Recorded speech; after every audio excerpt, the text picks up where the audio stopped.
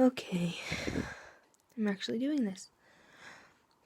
I'm going to read my story on Wattpad in chapters, because some people interpret stories better when they hear them than when they read them. I'm going to use my own names, and I'm not going to use my crush's name if y'all are trying to figure that out. Chapter 1. Oh Father, this is part of Book 1, What If series. Warning, this has some abuse and harmful scenes. If you don't like those, don't read/listen to this book. I don't want to be the cause of any depression, self-harm, or suicidal thoughts. If not, I hope you enjoy. I will wait until you click off if you are kind of triggerable. You got it yet? No? Oh, Father, please, Father, I'd love to leave you alone, but I can't let you go. Oh, Father, please, Father, put the bottle down for the love of a daughter. I was softly singing in my bedroom, hoping he wouldn't hear me. I thought wrong. Here we go.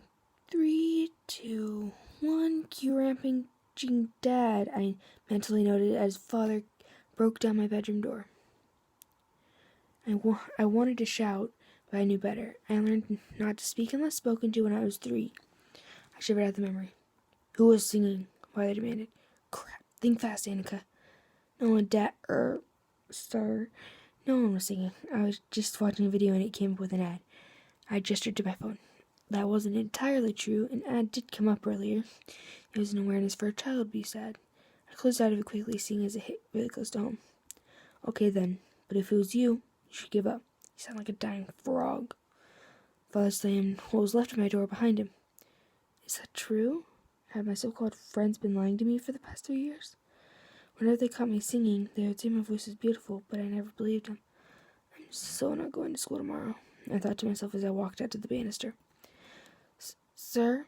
I called from the staircase. Father came into the light, not happy. I'm staying home tomorrow. You can hit me as hard as you want with your new whip tonight. Father smirked like I had just made a deal with the devil, which I probably had, and he was the devil. Well then, Annika, could you come here with a little sister? I'm going to triple your pain, and cut hers by 3/4. Seem fair? I knew better than to disagree. Yes, sir. I'll go get Emma. Emmeline. I'll go. I carefully locked on Emmeline's door. Emmy, come on. Father wants us. Better get this over with. It's your turn to go first.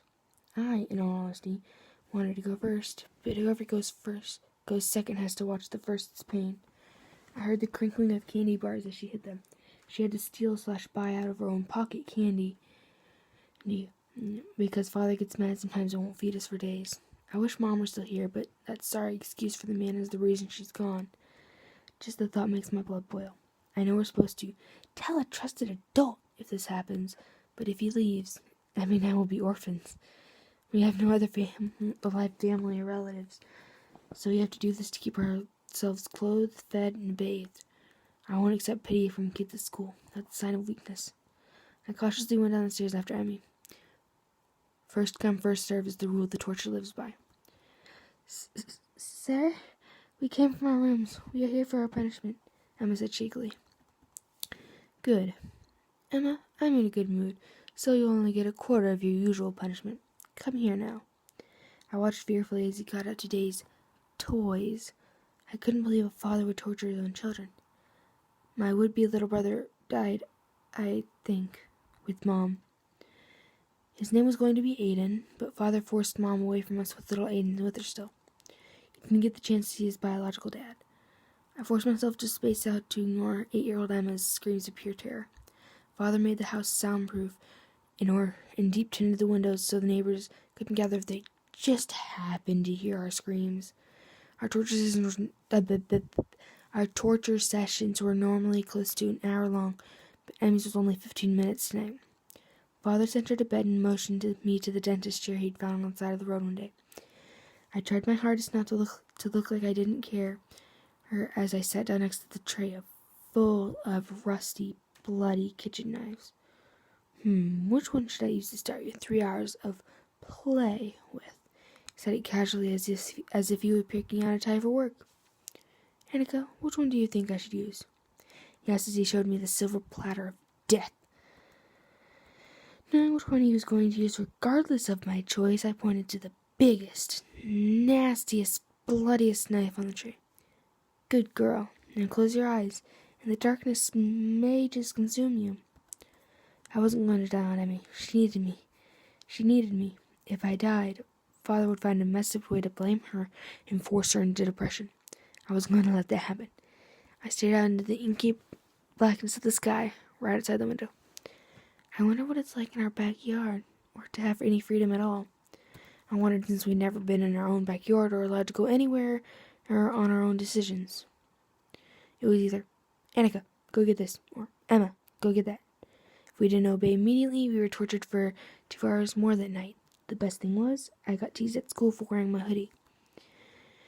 The most recent rumor going around was, I bet she cuts all over. That's why she's always wearing that,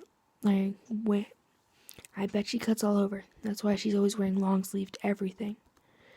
Can't believe people can say that to their friends, but not straight to my face. Outside of my house, I am forced to wear a smile and fake a laugh. I don't. Questions, Emmy and I die. Mom's running away was for nothing. I remember Mom's last words to me. Annika, once he dies, run. Run and see the world. I'm leaving for a bit to protect you. She picked out leaving a bit to protect you as to not hint she was not coming back to a 5-year-old. The best thing about Mom's running, I wasn't allowed to grieve. If Father caught me crying over her, he'd beat me 20 times harder. Basically, if you cry in this house, you're asking to get hurt. And done, Father declared sadly. I looked to see what he'd done. Slut, bitch, cunt were just a few he carved into my arms. I looked in a mirror to see that kill me now was carved on my forehead. I felt pain on my stomach as well. I lifted my shirt to see die in all caps carved onto it. I got up to walk but couldn't. Another gash on my left calf was slowly bleeding. One thing was certain. I couldn't go to school tomorrow. Night, sir. I will see you in the morning. He ignored me rather than flipping me off. I grabbed my phone, laptop, charger, camera, and headphones. You just have to dance. I made sure Father was asleep before truly dancing. Before that, I worked on moving my abused arms and torso to the music. Once he was asleep, I did something I consider amazing. I danced to one of my favorite songs, Headphones by Britt Nicole. I've been working on it for a while, even though it's only with a few people I know really well. I still think it's amazing we pulled it off. I texted Cameron real quick. It may be midnight, but he's always had my back since 3rd grade. Hey Cameron, I just finished our school project that's due next week. That's great. Are you okay? Even through text, I can tell you're upset. What happened? Wow, he knows me that well. Nothing, Cameron. I'm not going to be at school tomorrow. My dad and I are going on a bonding exercise camping trip.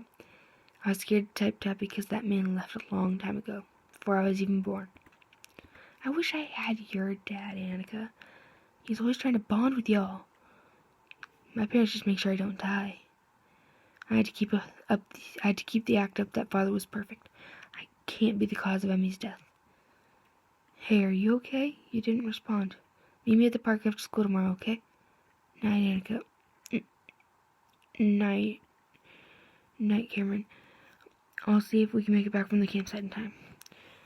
With that, I shut off my phone. I'm gonna have to sneak out tomorrow on my errand. First things first, I need to wrap these cuts. I can't wrap the ones on my forehead because that would draw attention to that area of my face, leading to questions, a big reveal, and Father being dragged to jail for life. I'm just gonna leave that one to breathe. Why should I care if it gets infected? I watched our video one more time before going to bed. It's really good in my opinion. If you want to see the video, go watch the official Vivo video of Britt Nicole. Little headphones. The video put me in a good mood, so I went to bed after bandaging my cuts, or so I thought. The next day I told Father I was going to the park. Oh no, you weren't, Missy, he said intimidatingly. intimidatingly. Sir, I'll take another 2 hours of torturing for every hour I stay out, and Emmy gets the same amount of punishment as he did last night. I'll take another 3 hours as he did last night. Is it okay for me to go to the park, sir? His face lit up. Half good, half bad sign. Why didn't you say so? Of course, just keep your end of the deal. He trailed off. I quickly laced my tennis shoes, grabbed my phone and earbuds, and ran out the door. When I got to the park, Cameron was waiting for me at our tree.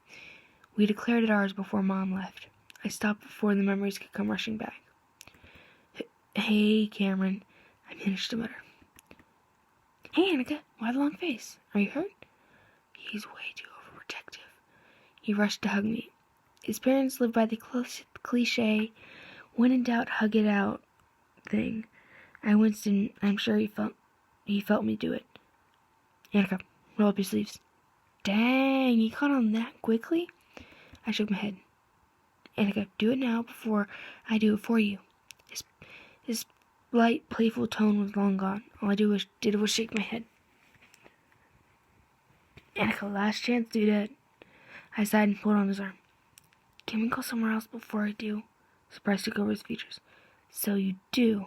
I rolled my eyes. No, I don't. Someone else does it for me. His eyes were so wide I thought they were just going to pop out of their sockets. Just follow me. I dragged him up the tree to the highest branch big enough for 2 people. I put my thumb and my first finger at the cuff of my jacket. Before I roll up my sleeve and tell you who does it, you've got to promise you won't tell. If you do, it could end up killing Emmy and I both. He shook his head.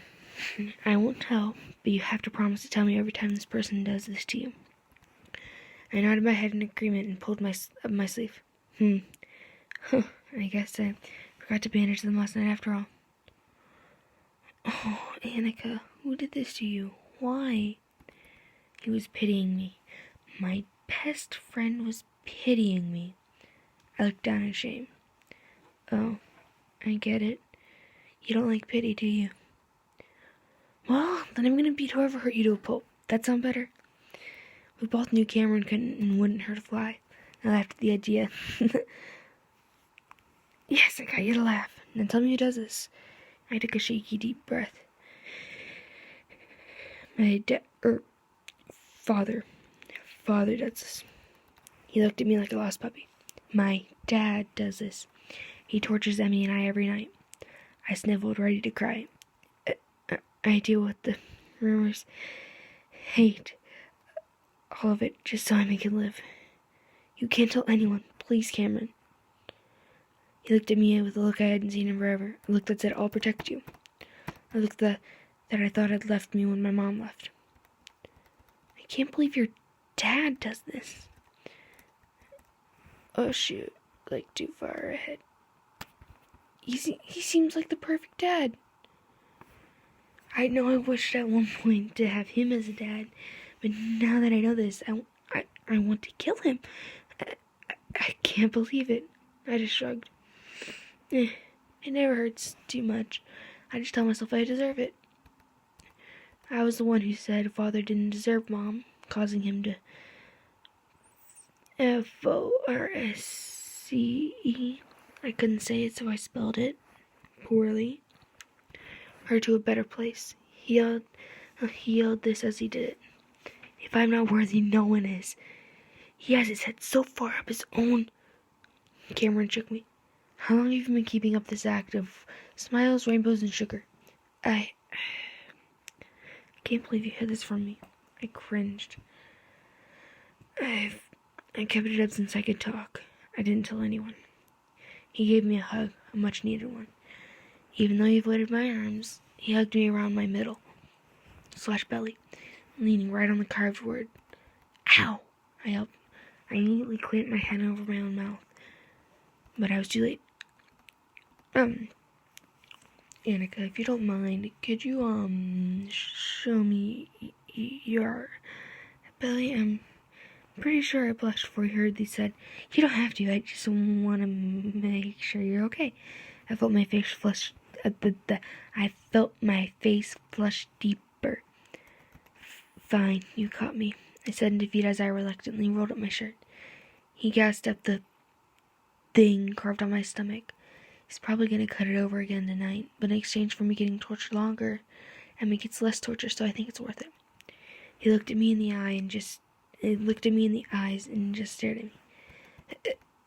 Annika, you can't just let this happen. You have to stand up for this yourself. I just stared at the ground 15 feet below us. Cameron, I have to. Hold up.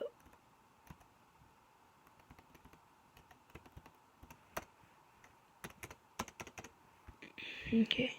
Cameron, I have to. If I don't, no money, no food, which means Emmy and I will die.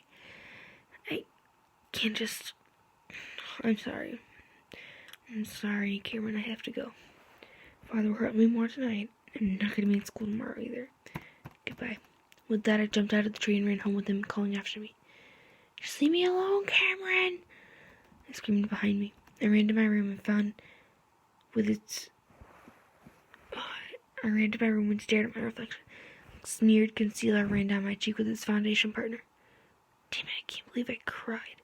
I muttered to myself. I need to be more careful next time. Cameron is the only one who can touch my heart like that. He could easily be a therapist when he grows up. It's only 6 o'clock in the afternoon. I can nap. I laid my head down on my pillow as I plugged in my headphones to make sure I don't go into a deep sleep. Father will get mad if I make him stay up too late. Dream. Hello? Where am I? I looked around at my surroundings. Left, it was black. Right, it was black again. Forward, still black. I looked backwards. Light! I ran towards dawn to see my worst bullies from every point in my life. I tried to go back the way I came from, but there was a wall behind me. I backed into a corner, listening to their sneers. But she's trying to go after her mom. She doesn't deserve to go there. She deserves hell, not heaven. They all chanted it over and over until I was chanting it too. Hell, not heaven. Hell, not heaven. I'm honestly turned on. I got up and walked to a window, ready to do as they said. I was ready to jump, but someone caught the collar of my shirt. Let me go!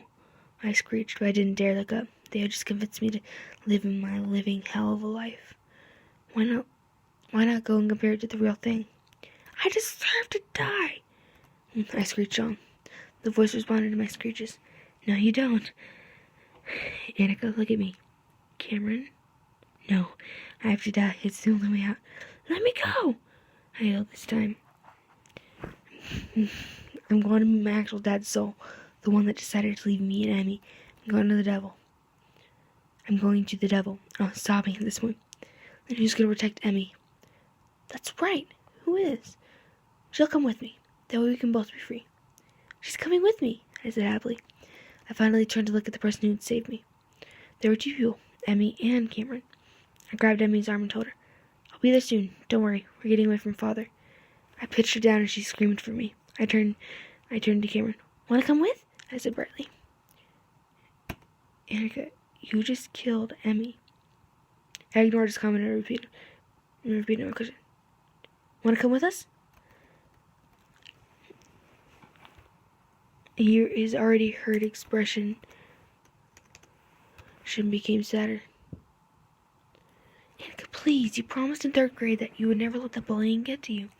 You have. You broke your promise. Please just go back to my Annika. The one that's strong, caring, and kind. The one that's been my friend since we were elementary school. Please. His cries for me to go back to normal came from pity, and I hated that.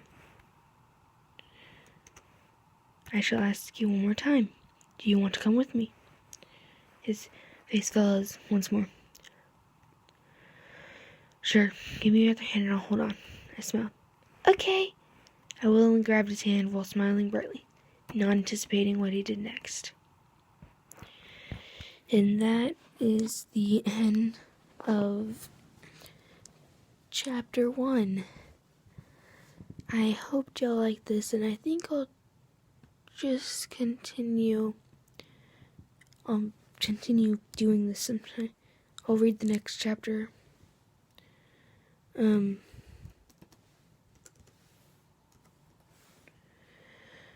This was dedicated to Crazy Smiler 2013, I think. Hold up. Stay on this page. New tab. Is that still our username?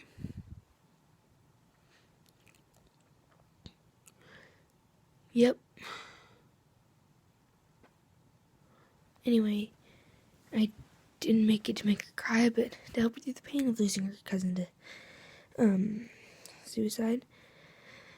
Yeah, I hope you'll end up liking my book. Don't forget, if you ever read this, your readers love you. Just reading your writing makes me happy. I'm gonna go to the next chapter. Help. I'm confusing myself. Okay.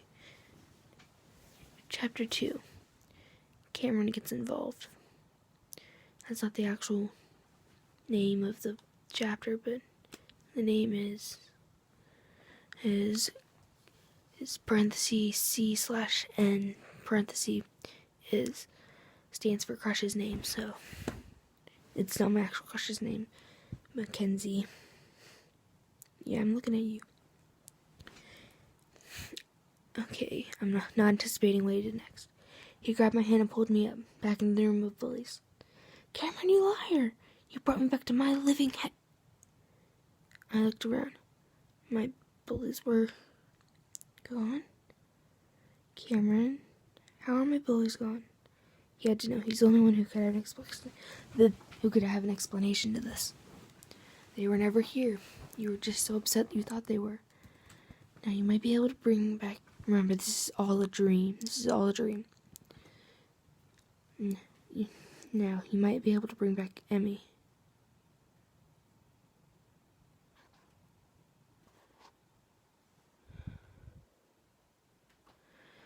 You won't be able to bring back Emmy. Snap your fingers.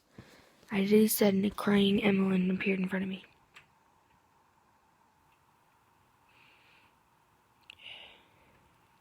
Snap your fingers.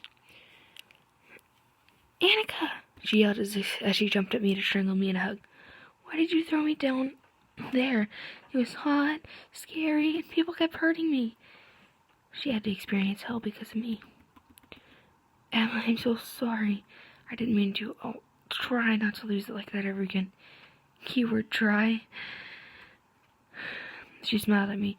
That's something I haven't seen in a while. How about we go home now? They both nodded. I tried to walk, but as I left the window, something pulled me away from it all. Cammy, help! I only call Cameron Cammy in desperate situations. Came to the window with a smirk. You're getting what you deserve, bitch, I screamed, cutting him off. End dream. I jolted upright in pain. Oh, and I was having so much fun, too. Father whined. It was all a dream? Suppose you've gotten close to 10.5 hours of torture. That should be enough. Oh, and tomorrow? Torturing is canceled for both you and Emmeline. Got it? I vigorously nodded my head. Good night, sir. Sorry, see you in the morning. I ran to my room to text Cameron. Cameron, he called off it for tomorrow.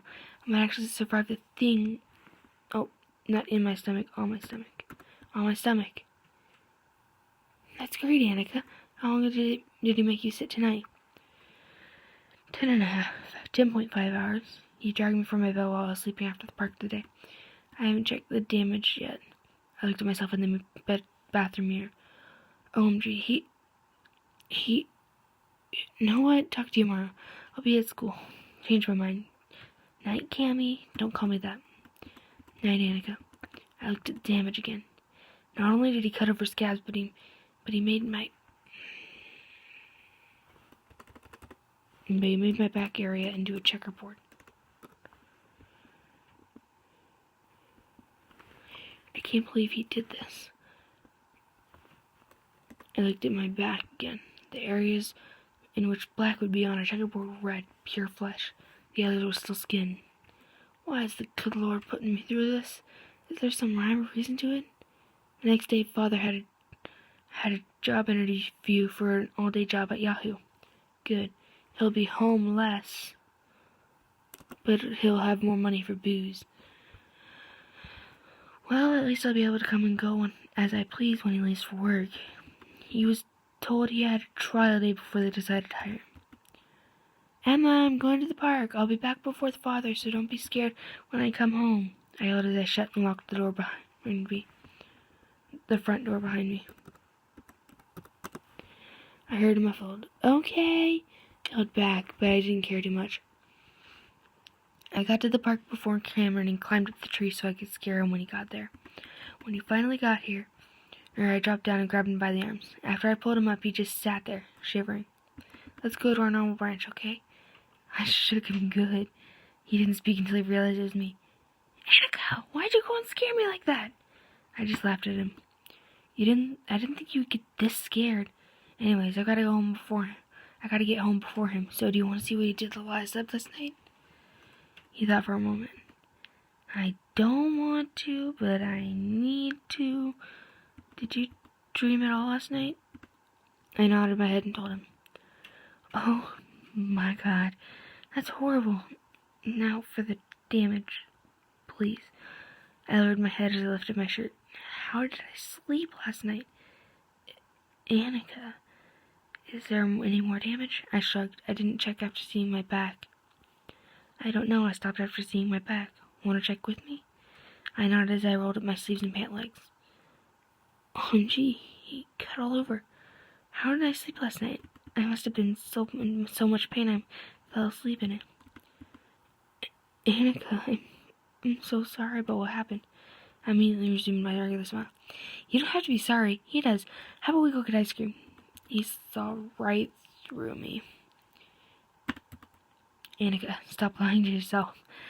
You need to accept the fact that Ada is a horrible person. He practically shouted at me. Cameron never raised his voice. I felt myself shrink back and tremble out of instinct. Oh my God, I'm so sorry. I didn't mean to yell at you. I just got angry that you sit there and let it happen. It's okay. I gotta get going or Father might change his mind. I jumped out of the tree, wincing on impact.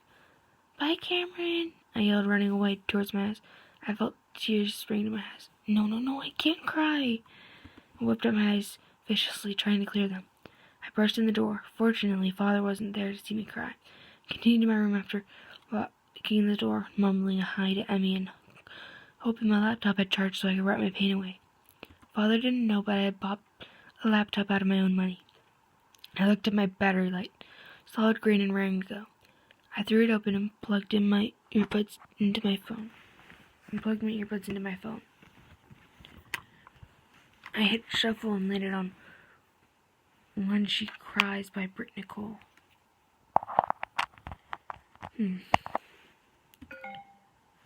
Shoot. Stupid charger. I put it on repeat and the lyrics burned into my brain. Without noticing, I began to sing. Father would be home in close to 4 or 5 hours, so I would say, little girl terrified, she'd leave her room if only bruises would heal.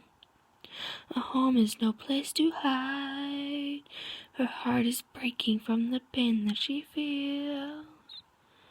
I let the music take over from there. Once it got old, I hit shuffle again and landed on Lost Boy by Ruth B. It was one of my favorites and I knew the lyrics already. Peter Pan, Tinkerbell, Wendy, darling, even Captain Hook, you are my perfect storybook. Neverland, I love you so, you are now my home sweet home, forever a lost boy, alas. I booted up the laptop up and began to write. Before I knew it, I had nearly 30 pages of story. That is actually how my writing goes. I ran up to Emmy's room to warn her about the time, but she was already setting up as if she'd been reading all day. Just what Father liked to see. Emmy, 20 minutes. Make sure you hide all evidence of fun or candy wrappers. I dashed back to my room to make it bland again. To make it bland again. colors of gray, black, and brown. I also had to make it seem like I was sitting there portal day. I heard the front door squeak open as father walked in. Girls! In an instant we heard the band start the stairs. Yes, sir? What is it? I followed up. I got the job and I'll be keeping the hours I had today. No friends or anybody can come over. Got it? He asked sternly. We both nodded in response. Good. Torture is canceled tonight, just a reminder. He said as he walked into his room. I realized neither of us, except for Father, had eaten in 3 days. My stomach growled, but I did my best to suppress it. If Father heard, he'd think we were complaining about no food. When I got to school the next day, I went to the cafeteria, lunch money in hand. I ran to the line, ready to buy lunch. I bought lunch with a smile to Mr. Clarence, the cashier that day. He and the rest of the lunch staff knew I didn't get fed well at home, so he handed me some cookies and chips under the counter. I smiled and thanked him. I went to my regular lunch table and I noticed Cameron wasn't there. Probably at the library. He always finishes his lunch before me. I stashed the extra food in my backpack for later. I went to the library, but he wasn't there. I probably just missed him at lunch. I'll text him later. I brushed off him not being here as normal because we weren't in the same class. I pulled up my dinky iPhone 4 to text him, but he didn't reply. I waited 15 minutes, which is the limit for response unless our battery is dead. I frantically called him, and someone picked up. I listened to closely what they said, and they spoke quietly over the screams. Say goodbye to your friend, Annika. Father growled, who I assume is Cameron, continued screaming.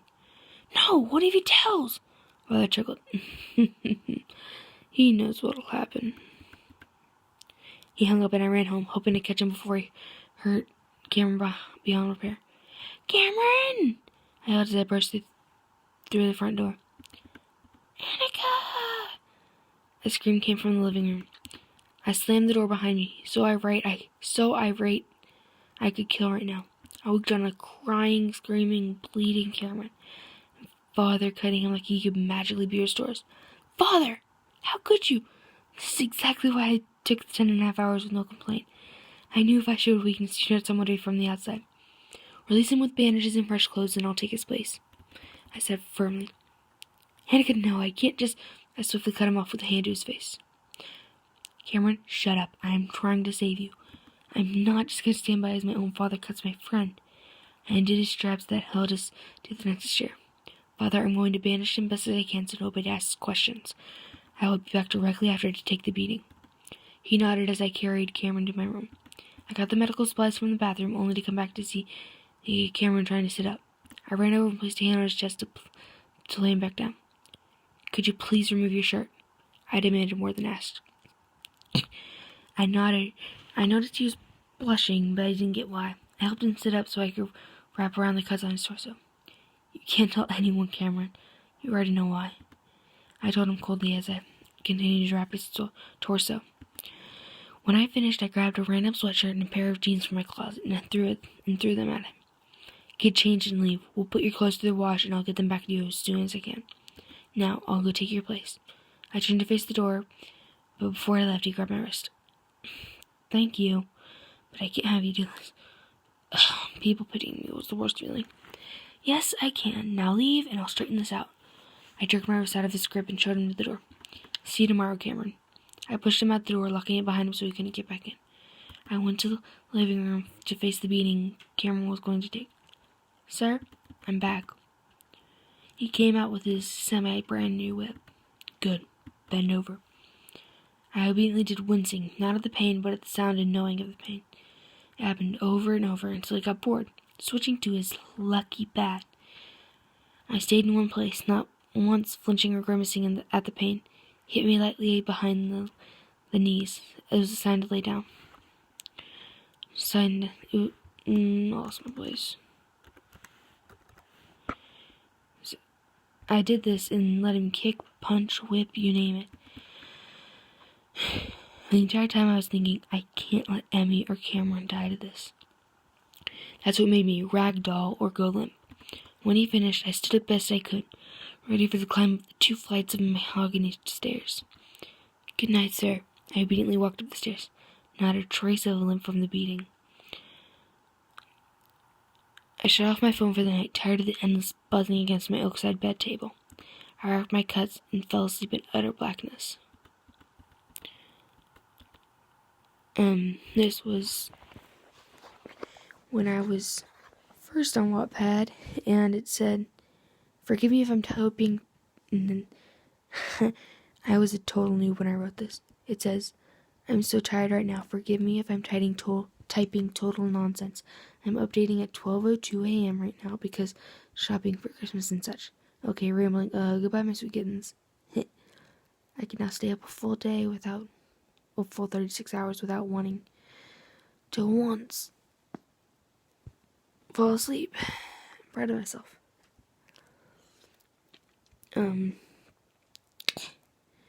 That was chapter 2. And I'm going to reread the last paragraph for you.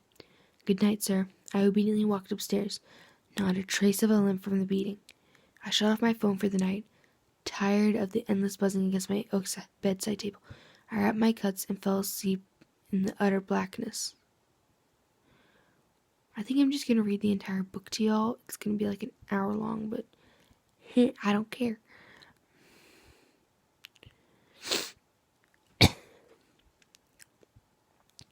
I like reading to people. I need water, but I don't feel like getting any water, so. I woke up nearly screaming, but I've learned. Anything that shows... Oh, this is graduation dance part 1. I woke up nearly screaming, but I've learned. Do anything that shows pain or weakness. Father makes you stronger.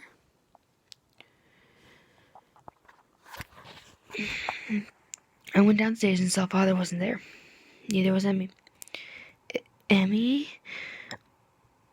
Where are you?" I heard a blood-curdling scream in response. I dashed to where I had heard the scream, but I couldn't find the source. I continued to search to no avail.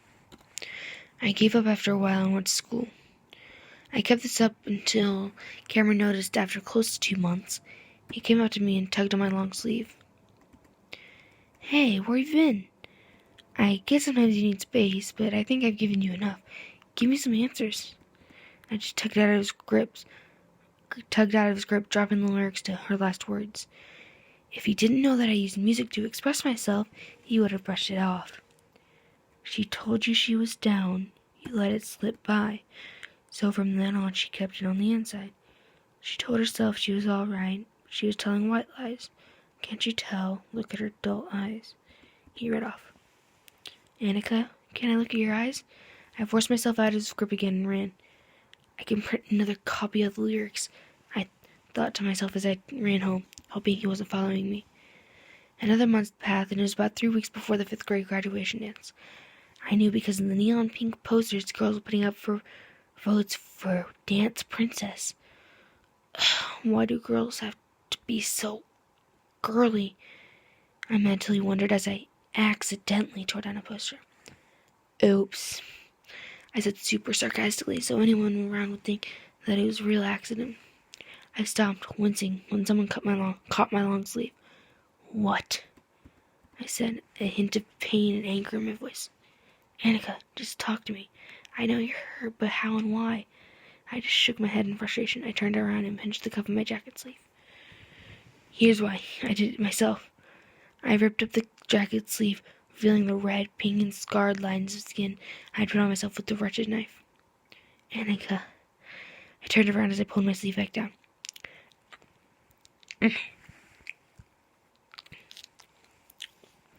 "I would like to amend my promise.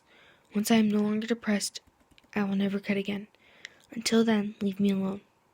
I left him standing there, jaw dropped. I ran home to my bleak house, the one that always seemed unclean, dark, dank, abandoned. Yeah, the neighbors only know there's a person that can't feed, pay, or fend for themselves next door. Maybe I should help them, they think, and leave food, money, clothes, that sort of thing. My neighbors are nice, but I never thank them. I sometimes leave stuff out in return, but they never take it. I picked up my phone for the first time in close to 5 months and saw the worried 348 texts from Cameron. The last few read, I understand that you need space, but please, Annika, I need to have answers to help you. Please respond. That was from like the first few weeks. Okay, I get that you don't want to talk to me. That was from the last time he talked to me. There's also one from today. Interesting. I'm going to stop texting you now. Your amendment is accepted. Just focus on the good. Oh my god, I felt so bad. I started watching YouTube and saw a video titled First Day of School by a YouTuber named Halfmouth. Videos like that were scattered across my recommended mix, so I clicked on it. Wow, I hope my life can be like hers, or even get as interesting as that. I watched both seasons and became hooked on the series. The next day, I ran up to Cameron.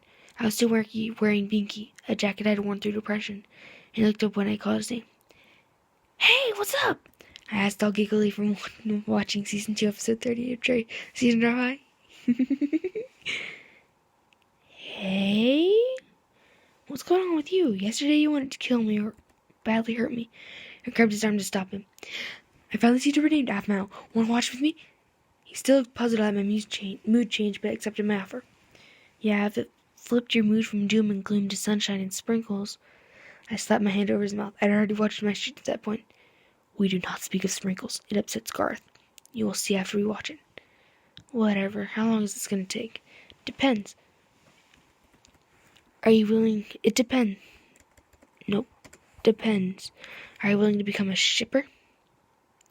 He nodded, confused as a bird hitting a window. Then it won't take too long. Come on. You can text your mom on the way and I'll set us up.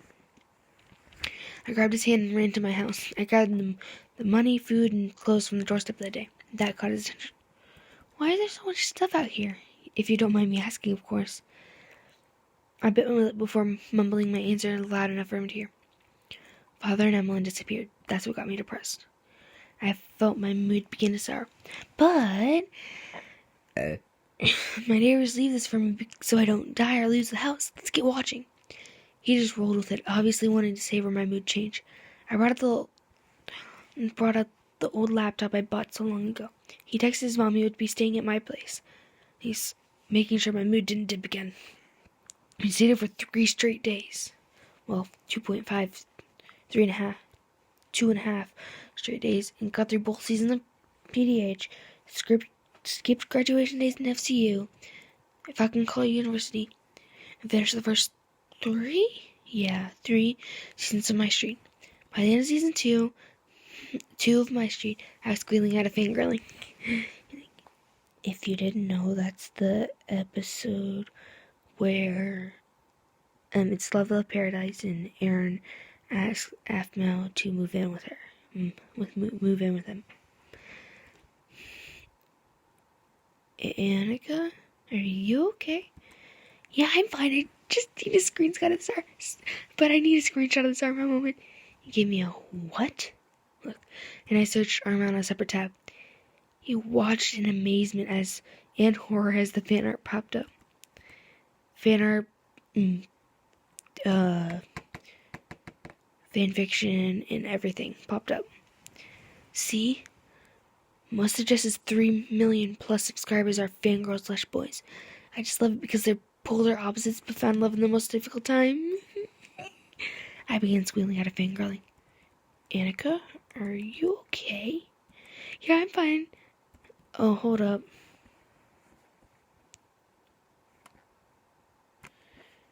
Oh, great. Did I, double copy it? What'd I do?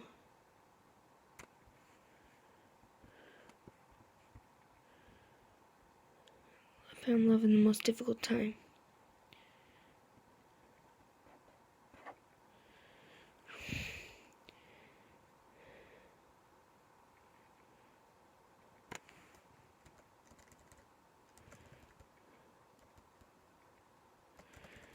I began to squeal.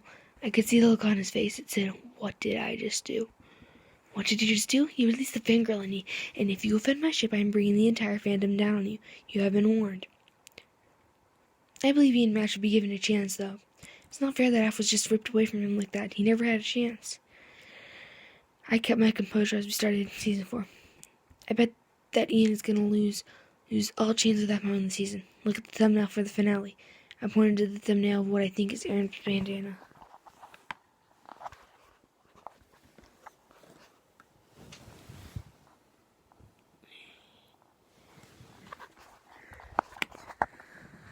See, Armand was meant to be.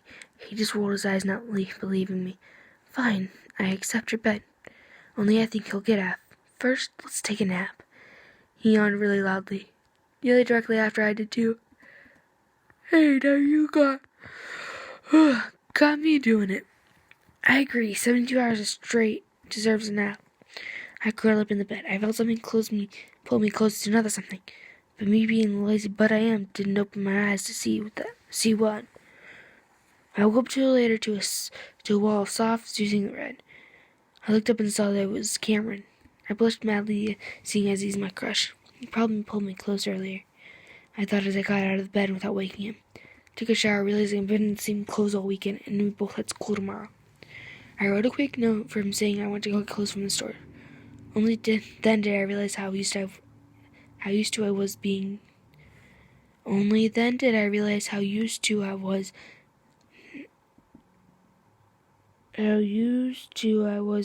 to him being by my side. I kept feeling like he was there, but then I'd turn and see he wasn't. After this had happened so many times, it was irritating, and I plugged in my earbuds, hit play, listening to the first song that came on. It was Lost Boy. Fitting, seeing as how Cameron was my Peter Pan here. I grabbed close for Cameron, listening to the song on repeat. After I'd finished the song, I took out my earbuds and sang my favorite part a cappella. Peter Pan, Tinkerbell, Wendy, darling, even Captain Hook, you are my perfect storybook. Neverland, I love you so, you are now my home sweet home. Forever a lost boy, and for always I will say. I hit the higher note perfectly. I'm a lost boy from Neverland, usually hanging out with Peter Pan. And when we're bored, we play in the woods. Always on the run from Captain Hook. Run, run, lost boy, they say to me, away from all of reality. I unlocked the door, picking up the weekend goodies on the way. I entered my home to hear Cameron sing, "What the Nether?" How could you hear the song if they really knew? If you would like to hear the song, I guess I could play it. Just give me a second to figure out how to play it without my parents hearing. Because I'm not supposed to be recording or have a YouTube channel, period. Because they're afraid of us getting hacked.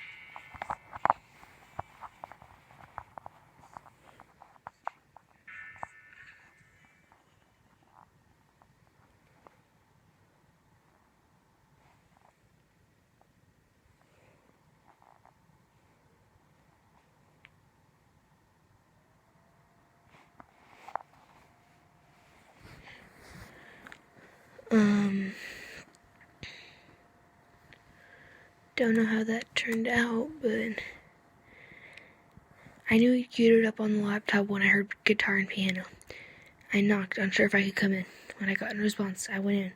It is my room and my home after all. Of course, he'd just gotten out of the shower, and it was super awkward when he saw me. Hey, I went and bought you clothes.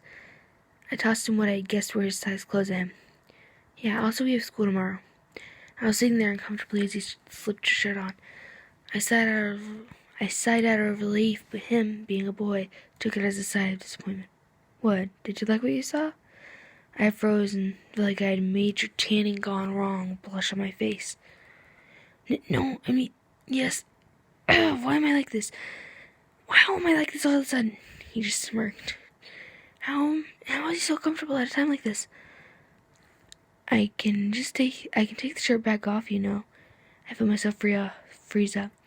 Now I know why he was blushing when I pushed him back on the bed the day before they disappeared. It was like this. It was just like this when they flipped. Fine, I'll take it back off. Irene, help me. What do I do? I didn't get an answer, and I didn't expect one. I got even worse when I realized he didn't have any pants on. I bit my lips so I didn't faint right there. At least put some pants on then. I bought you clothes for a reason.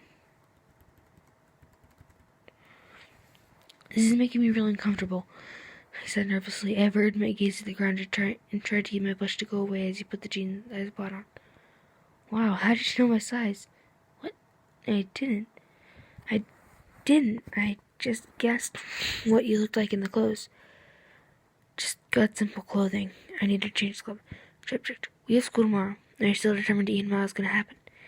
That made him defensive. He flared his nostrils, balled his fist, and glared. Yes, and you can't ruin my hope. I'll give you $20 if it doesn't work. He stuck out his hand to seal the deal. Fine, I'll give you $30 if it happens.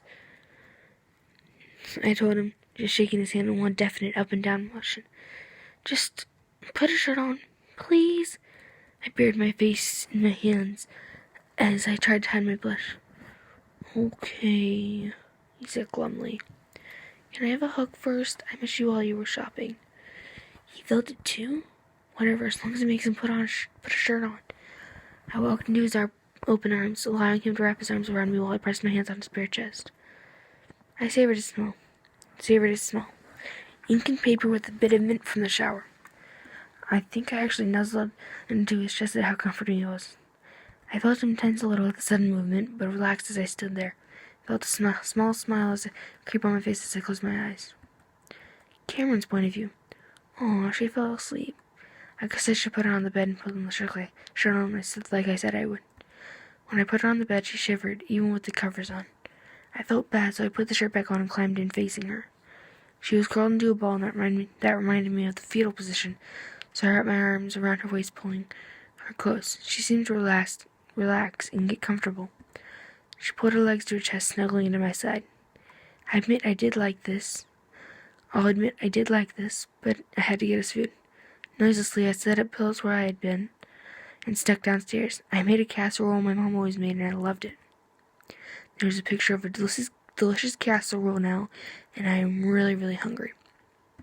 Now, stupid midnight cravings. When I went upstairs to wake her up, she was tossing and turning. I didn't wake her. I didn't want to scare her, but I stayed by her side in case she got hurt. Annika's point of view. Dream. Remember? Dream. I woke up in a dark room, alone. I turned around until I was dizzy, but I got nothing out of it other than a headache. I sat down in defeat and did the one thing I resorted to when I was alone or felt alone. I sang.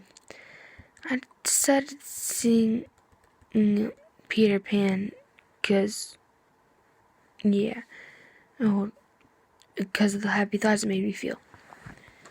Where are my earbuds? Which one is the one that plays? Which one is the one that doesn't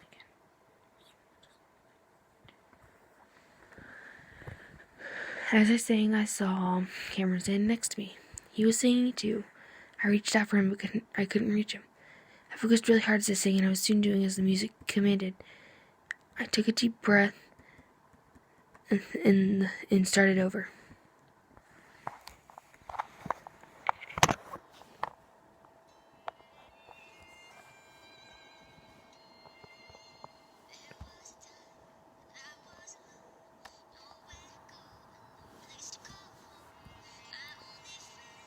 I actually saw a shadow and looked up.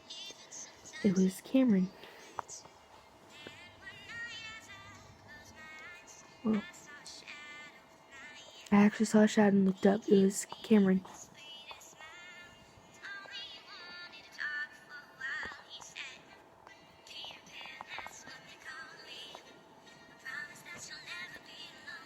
Yeah, too late.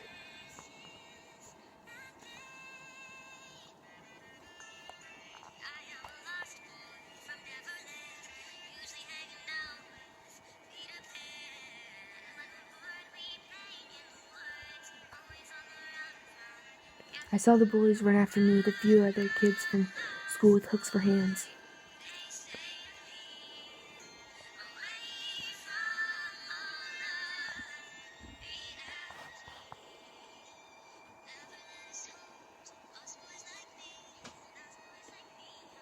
I watched the shackles fall from my left wrist, then my right.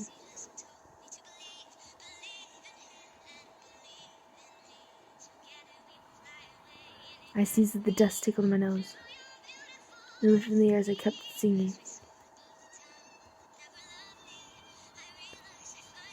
I watched as my hometown faded beneath me, and we soared to the stars. I savored the feeling of sand between my toes.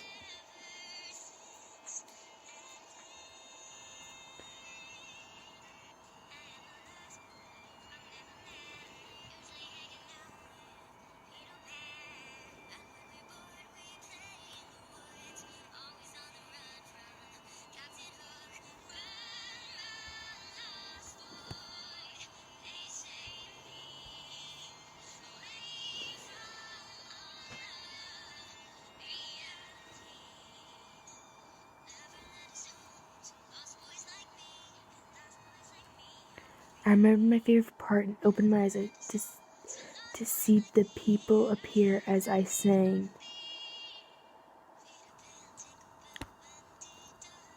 Emmy, Cameron, Ann, a friend from elementary, and my bullies faded.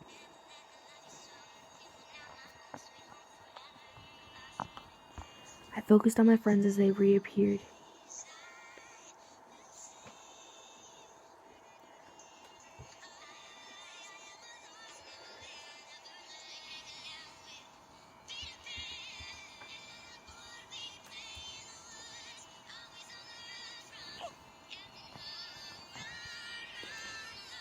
I imagined how being able to leave my problems in the dust, how wonderful it would feel.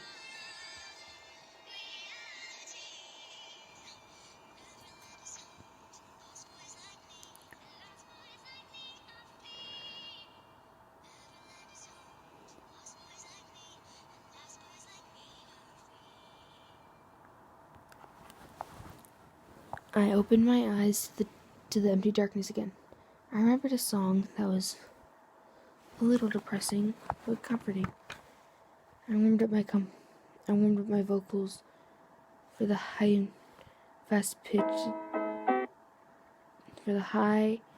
and pitch and fast pace of the nightcore.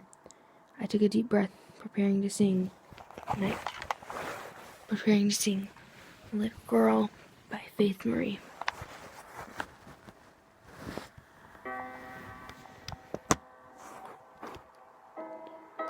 I saw a crowd appear as I began to sing. They were sneering, snickering. I didn't let it stop me, though.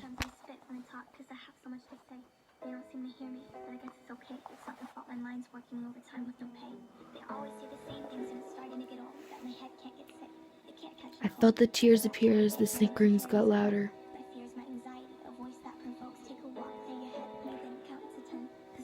I froze for a second, waiting to hear something, anything.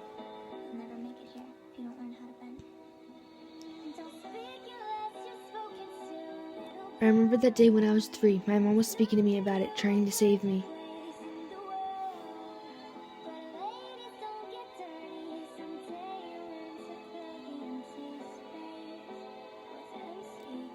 I felt like a piece of me died. Every day feels like a battle and I always get hurt. I was frequently told violence was never the answer, but life doesn't abide by the rules of a child. I don't know how to fight, only taught how to surrender. There's a certain kind of darkness that does weeping. It usually takes you out before you are sleeping, as if the crack in the door. I saw a black mass seeping under a door towards me. I wake every morning like the dead has arisen. I don't have to think this body of mine is a prison. You don't control me. I just gotta find the light switch. But the more that I look, the further I think. You're the only thing about me that needs to be. I saw the crowd leave, and in the middle was Cameron. Stop looking for light. Live it instead. I heard my mother's voice again.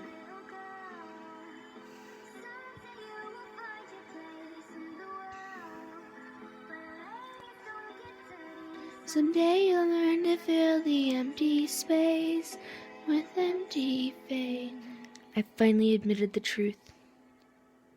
My mind is a mess, but I love it nonetheless. You tell me to hush, but my words are all that's left.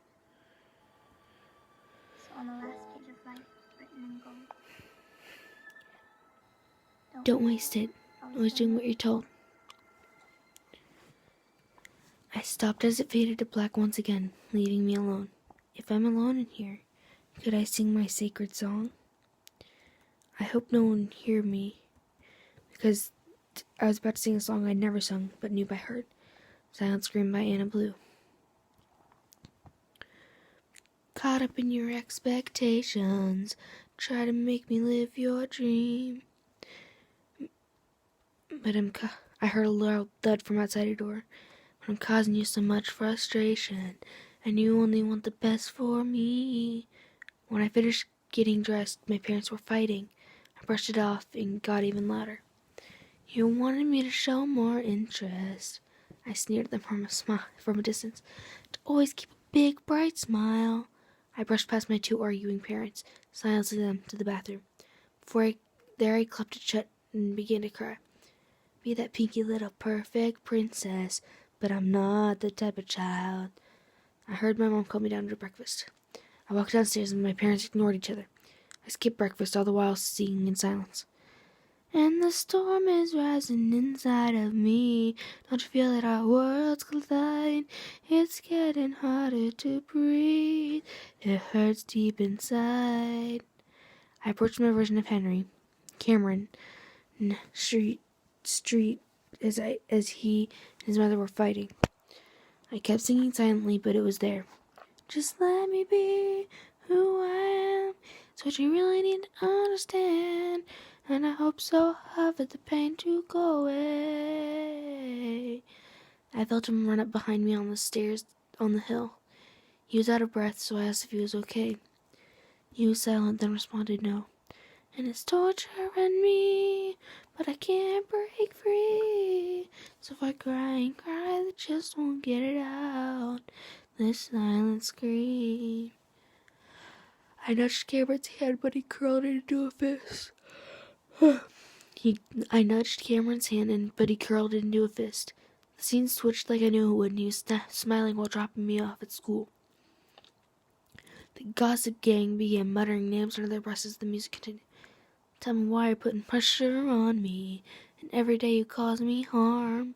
That's the reason why I feel so lonely, even though you hold me in your arms. I was suddenly in art. The teacher didn't look happy as they handed him a drawing. Wanna put me in a box of glitter, but I'm just trying to get right out. And now I'm feeling so bitter because I've let you down. She led me to the office as my mother was called, and I waited outside for their talk to finish. And the storm is rising inside of me.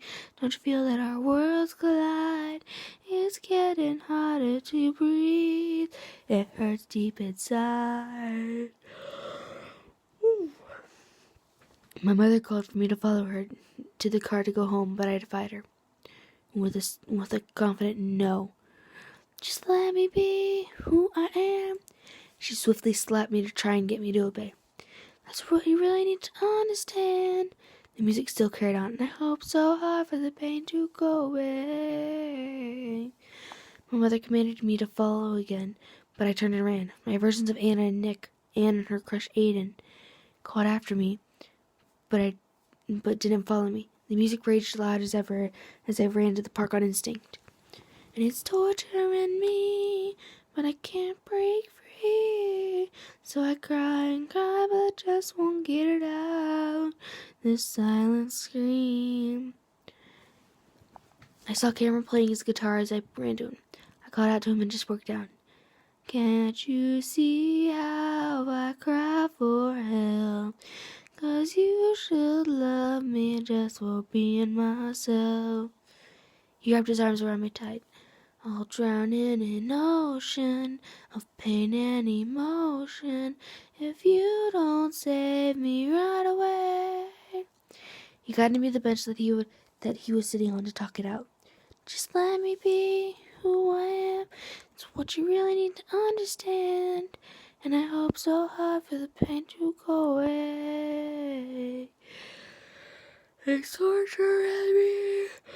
I can't break free. We laid on the grass and just joked the rest of the day as the music finished. Oh, hold up. I heard my name as the music quieted a little. I jumped up and hugged Anne as soon as I was sure it was her. We laid on the grass and just joked the rest of the day as the music finished.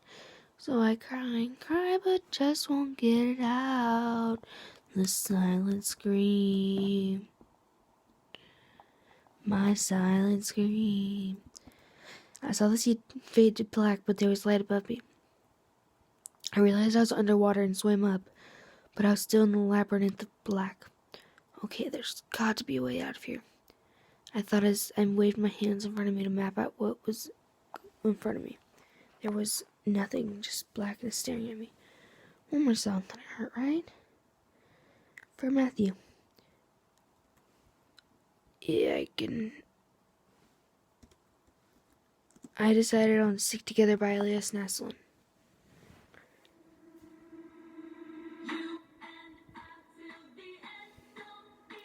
I felt myself go up as I sang louder and louder. Stick together, everything is alright with you by my side. We won't say goodbye, we'll stick together. I felt myself go higher and higher. Oh, oh, oh, oh, oh, oh, oh, oh, oh, oh, oh, oh. We'll stick together. I can pick you up when you're heading down. When it all just sucks, I'll be your Charlie Brown. You can make me laugh when I wanna cry. In a world gone mad, we're on an all-time high. It wouldn't be the same without you. We've said so many stupid things to do. You're the only thing I'm holding on to. Anywhere and anything, I'll be there. You and I till the end. Don't need to pretend. Again and again, we'll stick together. Everything is alright with you by my side. We won't say goodbye. We'll stick together. I felt myself go higher as I continued to clap and have a great time. I could just dance and dance. Oh, oh, oh, oh, oh, oh, oh, oh, oh, oh, oh, oh, oh, we'll stick together. Oh, oh, oh, oh, oh, oh, oh, oh, oh, oh, oh, oh, go get in there. Oh, oh, oh,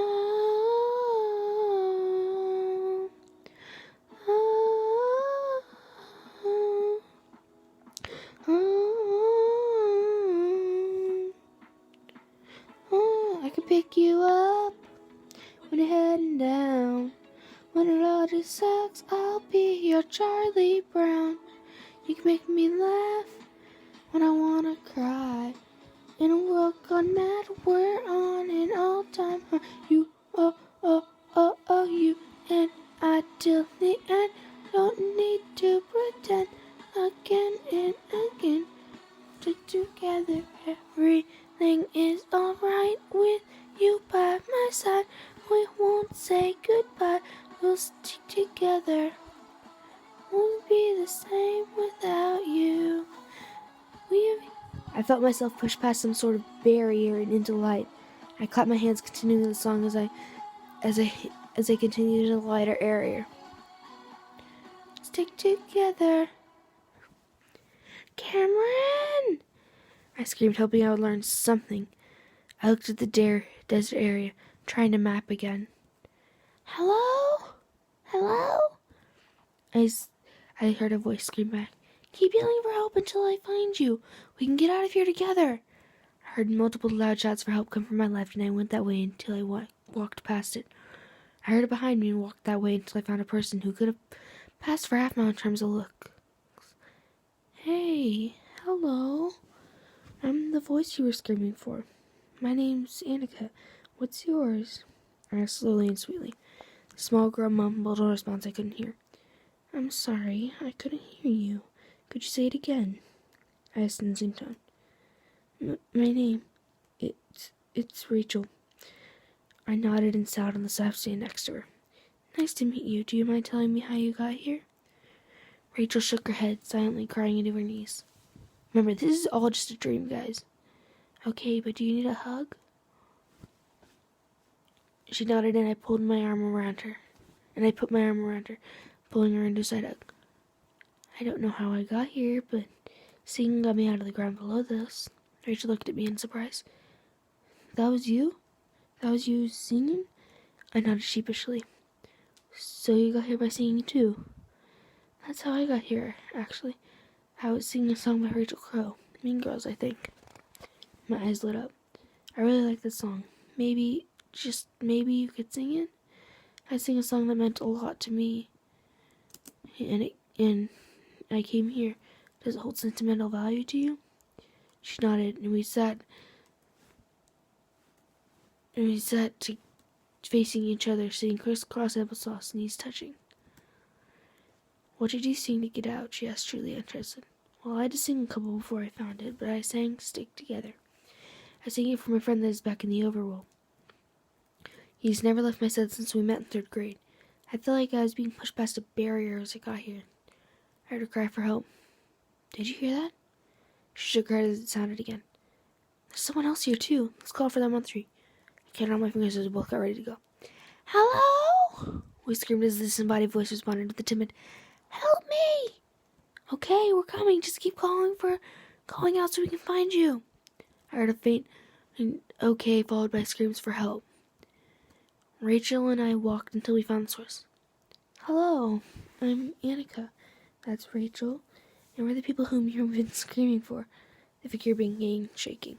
Hey, it's okay. We're here to help. We're stuck in this... Hold up. We're here to help. We're stuck in this desert wasteland like you.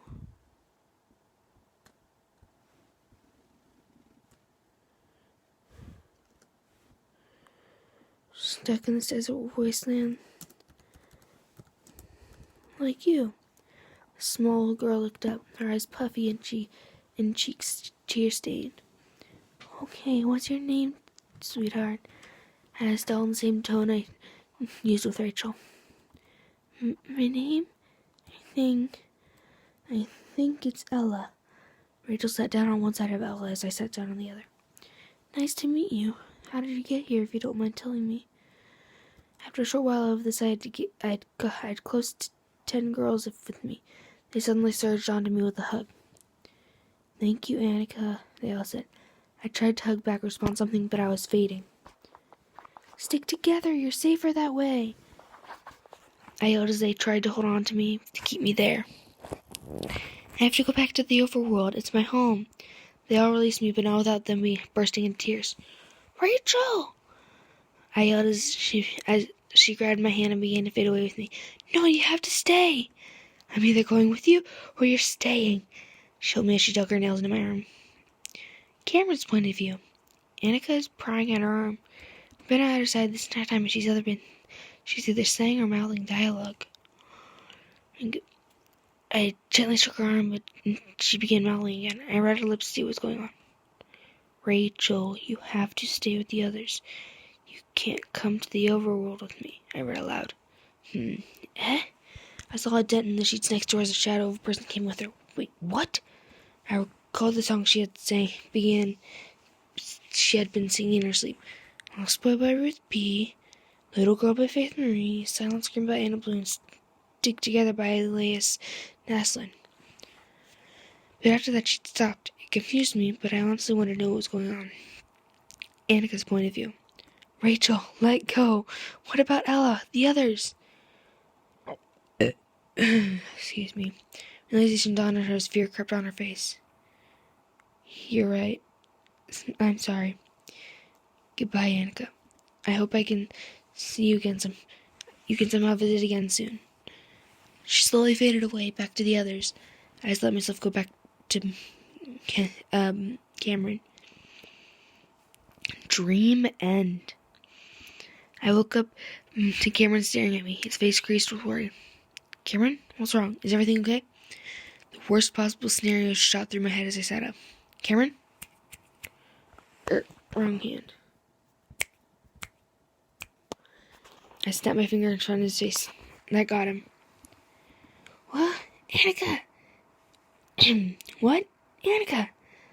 He jumped up and hugged me. Cameron, I rasped out. He released me after he'd processed what I said. Oh, right. He looked down. Was he embarrassed? We sat in extremely uncomfortable silence until I smelled something amazing waft up from downstairs. What is that I smell? It smells amazing. Finally looked up from the mahogany-stained wood flooring, seeming happy. It's something my mom used to make me. It's breakfast my mom makes me. Makes me sometimes.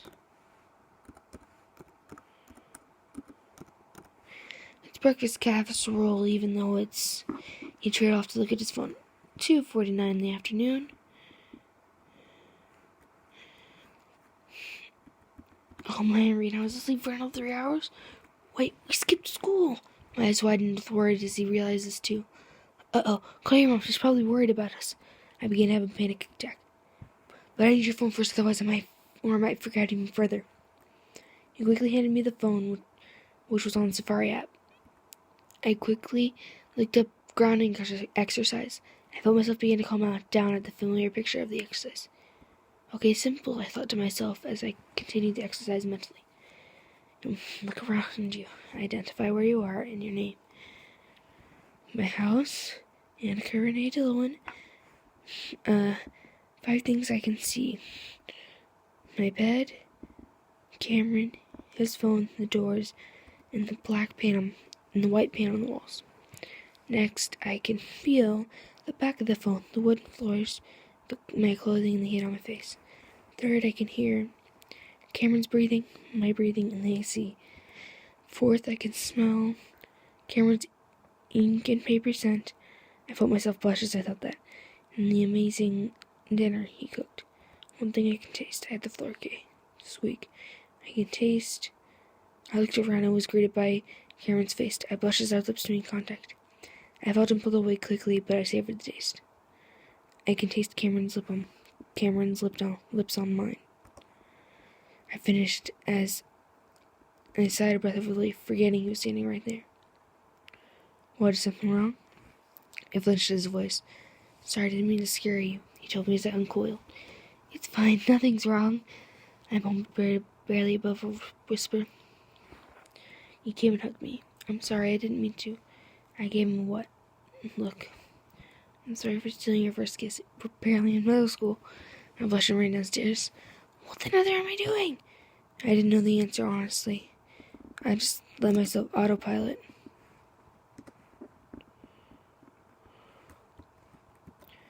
Until I saw I was about to run into his chest, I turned around but to grab my wrist. Please stop running. I want to understand why you do this. I stopped, but just long enough to spit out a sentence. Look, I don't understand either, but I think something's wrong with me. Like a switch has been flipped in my brain. He stopped trying to hold me back, and I took that as a chance to bolt. I closed my eyes to calm down once I'd run to the beach close to 3 miles away. Damn, I can run. I heard Cameron calling my name after what felt like 15 minutes, and I ran under the pier. Please, Irene, please. I silently hoped he would ignore me, but something made me start to sob. WTF? Damn it, hormones. I just accepted he would find me and let it out. Something whispered in my ear, and it sounded ghostly. Run, hide, fight. Run, hide, fight. Run, hide, fight. I brushed it off as Cameron ran under the pier, having heard me sobbing. He ran up to me, but I ran, following the voice's instructions. He ran after me, pinning me to the sand from behind. And you dirty-minded perverts. I didn't see anywhere to hide, so I fought. I rolled over and kicked him off. So you want to fight, eh? He put his fists up. Now let's dance. I turned and ran further away, with him trailing me. I waited for him to jump after me, and when he did, I dodged, pinning him with my foot to the ground. That was a bad idea. He grabbed my foot and flipped me over. If we're gonna fight, I'm not gonna lose, he yelled as he ran. I dove for his legs and held on, playing the way Daniel did in PDH. I held him there until I felt a shiver go down my spine as something roughly took him in and told me to get out of there. Get out of there. Interested now, I didn't go. I didn't leave and went behind a trash can as Cameron got beat pretty badly. Yeah, but he landed a few solid punches too. The ghost room as it came and found me. It was Aaron? Sorry about this, Daniel. What the fuck? Did I just summon this memory? I ignored it as I ran to Cameron's side, spouting my story of what just happened. Well, that literally just happened. Is that why she had said werewolves like you, yada yada yada? I nodded slowly in response. Well, let's get back. I need to call my mom. I don't think she's too worried. She kinda ships us, he said in a small voice. Oh, okay. Well, we can go to your place and then compare it to Kawaii-chan. I'll have fun doing that. He looked mortified, but nodded. We stopped at my house so I could grab clothes for the next day. Be right back. I ran into the house as fast as I could, grabbing the essentials for a sleepover. Just pretend to sleep over with a friend. I'll pretend he's Rachel. He acts a lot like her, so I don't really care. I ran back out, grabbing Cameron's hand and continuing to his house. When we got there, I noticed the fangirl crazed look his mother had. Oh, Irene, help us.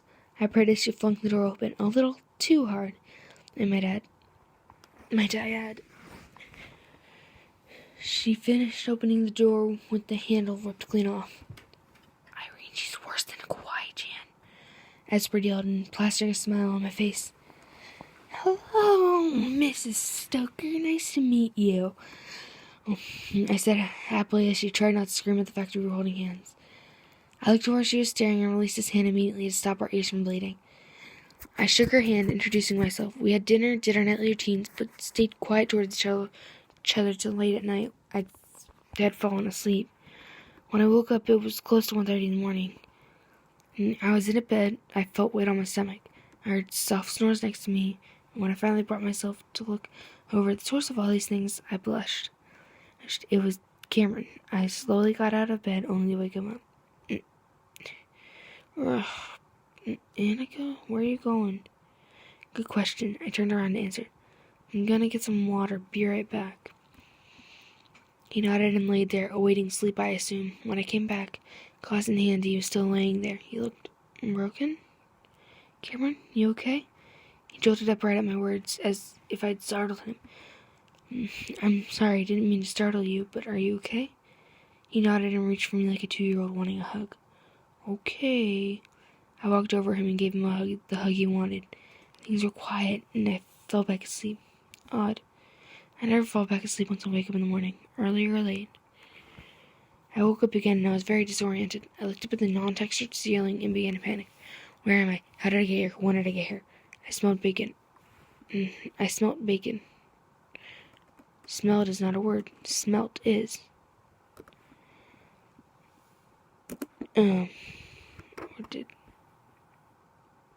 Yeah, smelled is a word. I cautiously went out of the soothing red room since I didn't know who owned this house. They could be very dangerous, and I don't know and I don't want to be cornered. I ran from the red room down the stairs and launched myself onto the beige couch. I heard someone laugh and peeked over the back of the couch towards the kitchen. It was a boy with short blonde hair and dim blue eyes. And a very bright smile. He finished the bacon he was cooking and came over to me. I didn't know since he came from behind, and when he hugged me, I swept his leg out from under him, which sent him into the coffee table in a lot of pain. Ow, what the nether, Annika? How the heck does he know my name? And what's the nether? I got defensive and got into a fighting position. I don't remember how I knew it, but I assumed it was from a time previous. Seriously, you want to fight me? Annika, I'm your best friend, and this isn't you. Please listen. I don't know why, but the words, I'm your best friend, hurt me. I autopiloted and turned tail for the door would be. I would have threw it open.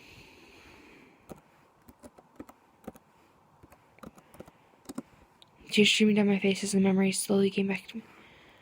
Oh, Irene, I just got friend-zoned. I need Amberly right now. I pulled my phone out as I reached my house.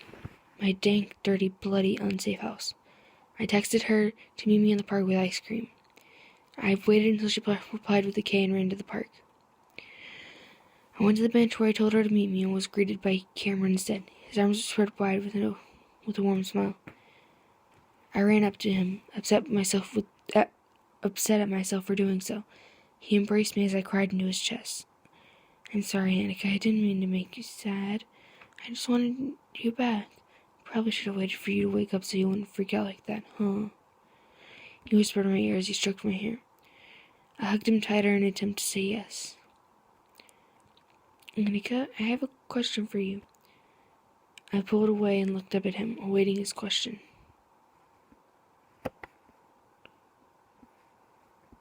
Okay,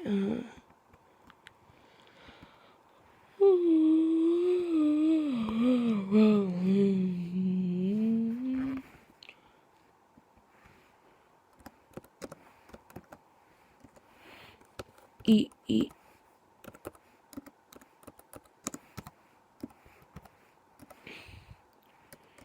Oh, not 2018, 2017. Because it was last year. Okay. This is an hour and a half long, so I'm going to be tired in the morning because I have to get up at 6 a.m. Why do I torture myself like this? I don't know.